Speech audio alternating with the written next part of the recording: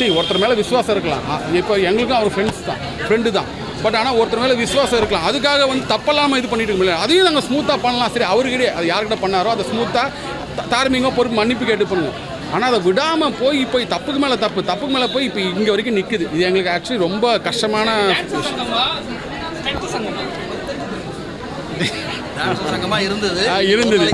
Stent நல்ல சங்கம் தான். அவங்க வந்து ஸ்டென்ட்டு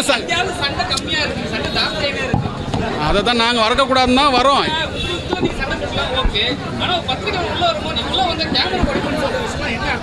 அது அவங்க சொன்னாங்க, நாங்கள் சொல்லல. சரி இதெல்லாம் ஜென்ரலாகவே இந்த மாதிரி சிச்சுவேஷன் வரக்கூடாதுன்னு எல்லாம் நினைப்பாங்க. ஆனால் கையை மீறி போகும்போது என்ன பண்ண முடியும்? கை மீறி போகும்போது ஏதாவது தெரியும் இல்லையா, நியாயம் கிடைக்கணும் இல்லை. சரி அட்லீஸ்ட் உங்கள் மூலமாக நியாயம் கிடைக்கும், அது ஒரு தெரியணுன்றக்காக தான். இல்லாட்டி சும்மா வச்சுக்கிட்டே இருந்தானா தப்பு வந்து எந்த பக்கம் தெரியாமல் போகுதில்ல. அப்போ எல்லோரும் என்ன பண்ணிட்டாங்க, பிளாஸ்ட் ஆகிடுச்சு. அதனால தான் வந்தது. இப்போ அதை பாருங்கள், உள்ளே விட மாட்டேன். இப்போ இன்னமும் இது அவங்க சங்கம், அதாவது இப்போ ஒரு குறிப்பிட்ட பேரோட சங்கம் மாதிரியும் நாங்களாம் வெளியாள் மாதிரியும் எங்களை வச்சு அங்கே வந்து சில பேர் ரூம் வச்சு பூட்டுறாங்க, திருப்பி வெளியே நிற்க விட்டாங்க. இதெல்லாம் நடக்குது இல்லையா? அதெல்லாம் நடக்கக்கூடாது இல்லை. அதை பற்றி எனக்கு நான் சொன்ன நடுவில் வந்து எனக்கு அந்த ஐடியா கிடையாது. நான் தெரியாமல் நான் அதை பற்றி சொல்ல முடியாது. மேபி அதை பற்றி சொல்லியிருப்பாங்கன்னு நினைக்கிறேன். எனக்கு அதை பற்றி ரெஃபரன்ஸ் கிடையாது. இப்போ நீங்கள் இன்னும் உள்ளிருப்பு இப்போ தான் உட்காந்துருக்கோம். இனிமேல் தான் நடக்கும்னு நினைக்கிறேன். தெரியல ஃபர்தர் இதுக்கு தான் நான் சொன்ன போராட்டம் தான். என்ன பண்ணுறது, போராடி தானே இது நம்ம எடுக்கணும். இந்த அதாவது அவர் வந்து முதல்ல வந்து நியாயமாக நாங்கள் எடுத்த மீட்டிங் வந்து முறையாக அஜெண்டா படி எங்கள் சட்டம்னு ஒன்று இருக்குது, ஒரு பைலான்னு இருக்குது. அந்த பைலா படி முறையாக பண்ணியிருக்கோம். அதை வந்து புறக்கணிச்சு இவங்க இஷ்டத்துக்கு பண்ணுறாங்க. அதாவது ஒரு அராஜகம் பண்ணுவோம் சொல்லாமல் அதுக்கு என்ன போகிறோம், போராட்டம் தான்.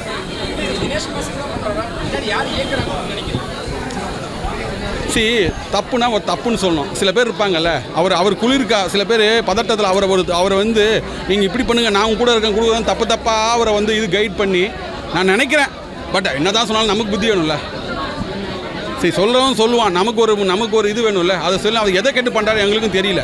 நாமளும் சொல்லிட்டோம். ஆக்சுவலி நீங்கள் ஒரு மீட்டிங் வீடியோ பார்த்தீங்கன்னா நடந்துருந்தீங்கன்னா அவர் எல்லாரும் புகழ்ந்து பேசி அவரை விட்டு கொடுக்காம பேசி அவ்வளோ விட்டு இந்த பிரச்சனையை முடிக்கணும் ஸ்மூத்தாக. சரி அழகாக அவர் வந்தார், ரிசைன் பண்ணிவிட்டு அவர் பாட்டுன்னு வந்து மன்னிப்பு கேட்டுட்டு அப்படியே வந்து எலெக்ஷனுக்கு அவர் நிற்க மாட்டேன்னு சொல்கிறார். அதை அப்படியே கண்டினியூ அப்படி தான் முறையாக இருந்து பண்ணலான்னு வச்சோம்.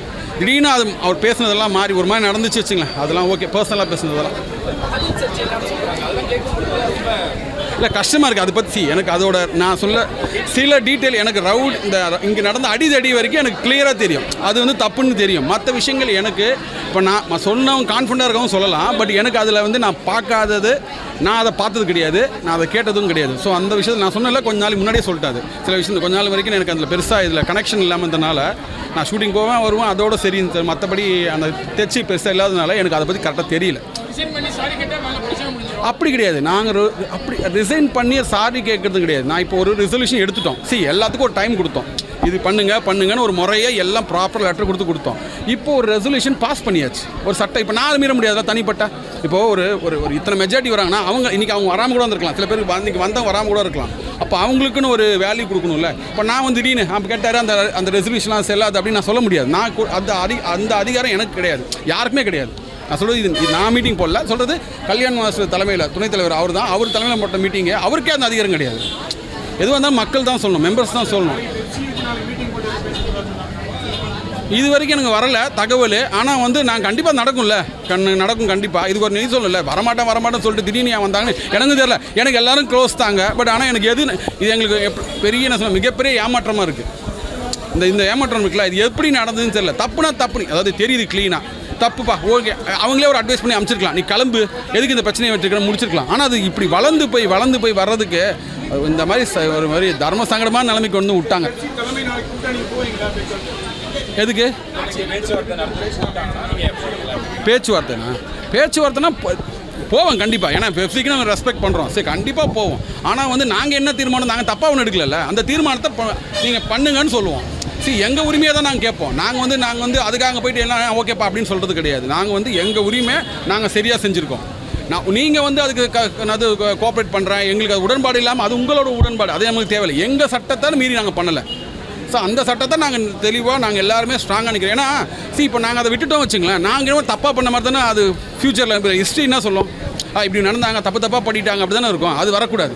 ஒரு சட்டம் வந்தால் இப்படி ஒரு தவறான நிர்வாகம் நடந்துச்சுன்னா, தவறான இடத்தும் பண்ணான்னா பின்னாடி மக்களாக சேர்ந்து ஒரு மீட்டிங்கை போட்டு இவங்களை தூக்க முடியுன்றது. சரி, ஒரு பைலான்றது எப்படி, ஒரு இந்த சட்ட திருத்தம்ன்றது, சட்ட விதிகள்ன்றது ரெண்டு பக்கம் கத்தி மாதிரி தானே. அதாவது இப்படி மெம்பர் தப்புன்னா நீ நடவடிக்கை எடுக்கிறல, அப்புறம் அதே மாதிரி நிர்வாகம் தப்புன்னா மெம்பர்ஸுக்கும் எடுக்கிற பவர் வேணும்ல. நான் பண்ண விட மாட்டேன், என் கண்ட்ரோலில் தான் வச்சுப்பேன், யாரையும் விட மாட்டேன், உங்களுக்கு தேவையான சில பேரை கையில் வச்சுக்கிட்டு இப்போ நாங்களும் அவங்களால அடிக்கிறது அடிதடியானுங்க அவங்க தான் பண்ணுறாங்க, நம்மளும் அதை பண்ணக்கூடாது. இப்போ கூட பாருங்கள் நம்ம அது நினைக்கிறோம், ஆனால் அதை ட்ரை பண்ணிட்டே இருக்கிறாங்க. அவங்க பண்ண மீட்டிங் பாருங்கள்.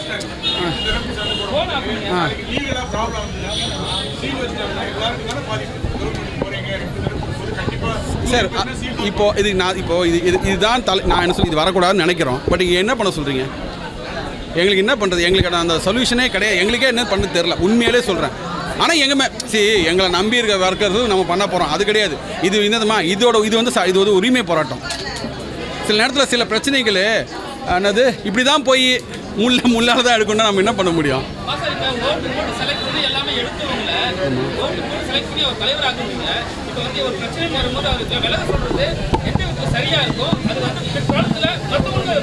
இல்லை நாம் யாரோ வெறும் வாய் வார்த்தையில் சொல்கிறத நீங்கள் சொல்கிறது கேட்டிங்கன்னா கரெக்டு, நீங்கள் சொல்கிறது கரெக்டு. சும்மா யாரோ ஏதோ சொல்லுவாங்க, அதெல்லாம் கேட்டு பண்ண முடியுமா?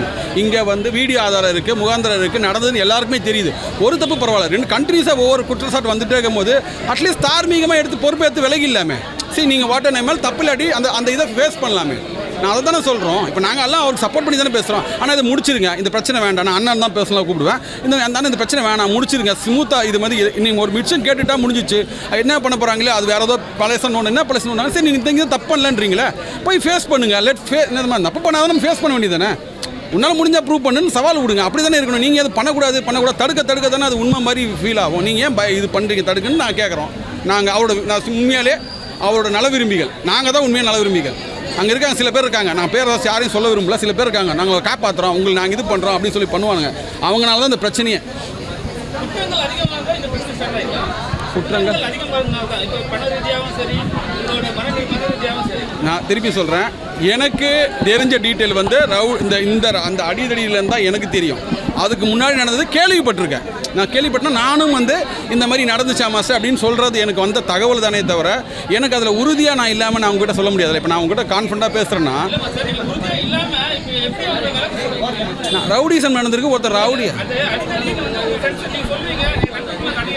அப்படி கிடையாது. என்னங்க ஒரு 4 பேர் வந்து ஒருத்தன் சரி அடிச்சா அவன் உயிர் போயிருந்தேன்னா சரி சரி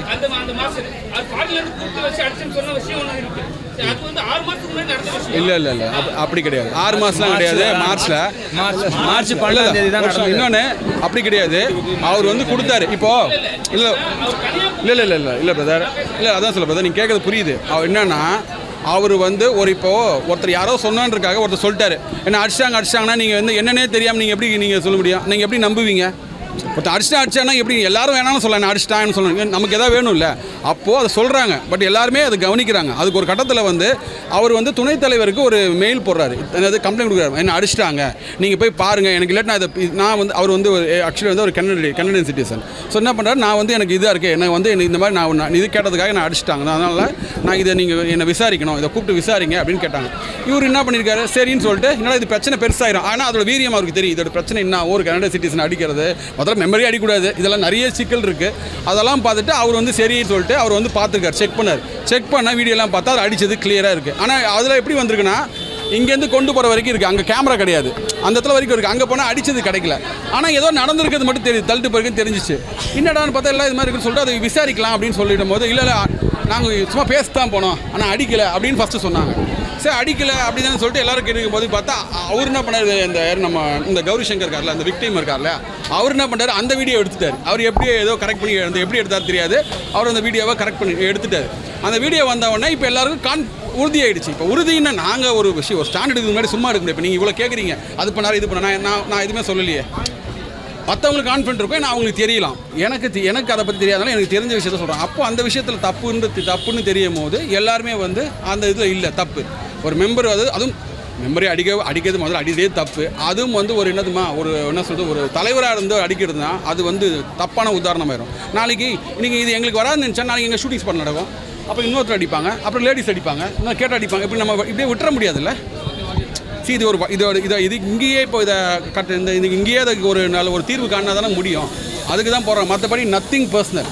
எல்லாருமே எங்களுக்கு பிரதர்ஸு எல்லோரும் ஃப்ரெண்ட்ஸ் தான். பட் ஆனால் இது வந்து இப்படி ஆயிடுச்சு. ரொம்ப தர்ம சங்கடமான ரொம்ப கஷ்டமான சிச்சுவேஷன் தான். தேங்க்யூ. எல்லாருக்கும் வணக்கம் வணக்கம் வணக்கம். நான் அசோக் ராஜா, டான்ஸ் மாஸ்டர். நான் தமிழ், தெலுங்கு, மலையாளம், கன்னடம் அப்படின்னு ஒரு 6 லாங்குவேஜில் நான் கோரியோகிராஃபராக பண்ணிகிட்ருக்கேன். ஒரு 800 சாங் மேலே நான் டான்ஸ் மாஸ்டராக பண்ணியிருக்கேன். ஸோ நான் இந்த யூனியனில் வந்து ஒரு 30 வருஷமாக நான் ஒரு யூனியன் உறுப்பினராக இருக்கேன். இது வரைக்கும் நடக்காத சில பிரச்சனைகள், நிறைய ப்ராப்ளங்கள் இப்போ நான் புதுசாக இதெல்லாம் கேள்விப்படுறேன். என்னுடைய சங்கத்தில் நான் இங்கே உறுப்பினராக இருக்கும்போது அது என்னுடைய கடமை. இதெல்லாம் நான் வந்து தெரியப்படுத்தணும். ஏன்னா சுத்தப்படுத்தினா மட்டும்தான் இந்த நிர்வாகத்தில் இருக்கிற குறையை நம்ம தீர்த்தா தான் இந்த சங்கம் நல்லபடியாக இருக்கும். ஸோ இந்த நிர்வாகத்தில் என்ன பெரிய பிரச்சனைனா, தலைவராக இருக்கிற தினேஷ் மாஸ்டர் அவர் தவறு செய்யக்கூடாது. இருந்தாலும் ஒரு உறுப்பினரை போட்டு இப்படி வெளியே அடித்தது வந்து அது பெரிய பிரச்சனை தான். அது எனக்கு 2 நாளைக்கு முன்னாடி தான் அந்த உண்மை தெரிஞ்சு ரொம்ப ஃபீல் ஆகிட்டேன் நான். அது பெரிய தவறு அது. ஏன்னா இதுக்கு முன்னாடி ஒரு டான்ஸ் மாஸ்டர் ரகுன்னு ஒரு டான்ஸ் மாஸ்டர் ஒரு யூனியனில் வெறும் ட்ரிங்க்ஸ் பண்ணிட்டு வந்தார்.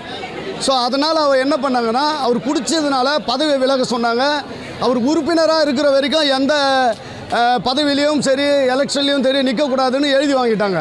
ஸோ ஒரு சாதாரண தெரியாமல் குடிச்சிட்டு வந்தவருக்கே இதுன்னா எல்லாருக்கும் தெரிஞ்சு அதுவும் நடு ரோட்டில் போட்டு பிளாட்ஃபார்மில் போட்டு ஒருத்தர் அடிச்சிருக்காருன்னா அது நீங்களே பாருங்கள். அதுக்கு நம்ம வந்து நம்மளுக்கு சங்கமாக நம்ம ஒரு உண்மையை அது பார்க்கணும். ஒரு உண்மையை நம்மளுக்கு தெரிய வைக்கணும். ஸோ நீங்கள்லாம் இதை வந்து இந்த உண்மையை நீங்கள் வெளியே எடுத்துகிட்டு வர்றது தான் உங்கள் கடமை. Press please.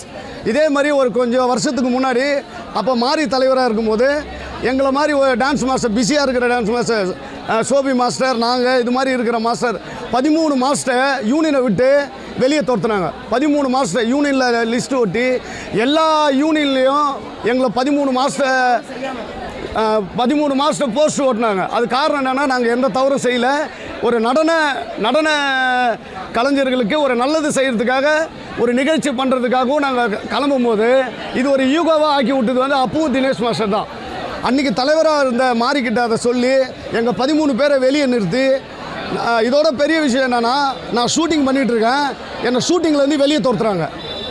அது எவ்வளோ பெரிய தப்பு பாருங்கள். இதுக்கு காரணம் யாரை சொல்கிறது? அன்றைக்கி தலைவராக இருந்த மாறியும் அதுக்கு கீழே சாவி கொடுத்த தினேஷ் மாஸ்டர் தான் காரணம். அது எல்லாருக்கும் எங்களுக்கு தெரியும்.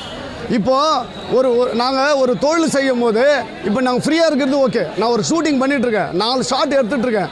ஸோ அங்கே வந்து கேமராமேனுக்கு ஃபோன் பண்ணி ஒர்க் பண்ண வேணான்றாங்க, ஒரு ப்ரொடக்ஷன் வேணான்றாங்க. எல்லாரையும் என்னை ஷூட்டிங்கை விட்டு வெளியே துரத்துனாங்க. அது எப்படி இருக்கும் அந்த வழி? நான் வெளியே நிற்கிறேன், ஷூட்டிங் நடந்துகிட்ருக்கு ஒரு ஃப்ளோரில். இது மட்டும் இல்லாமல் எனக்கு வர சாங்கெல்லாம் யூனியனில் என்ன பண்ணாங்க, வேறு மாஸ்டர் பண்ணுவாங்கன்னு வேறு மாஸ்டர் சாங் எடுத்து கொடுத்துட்டாங்க.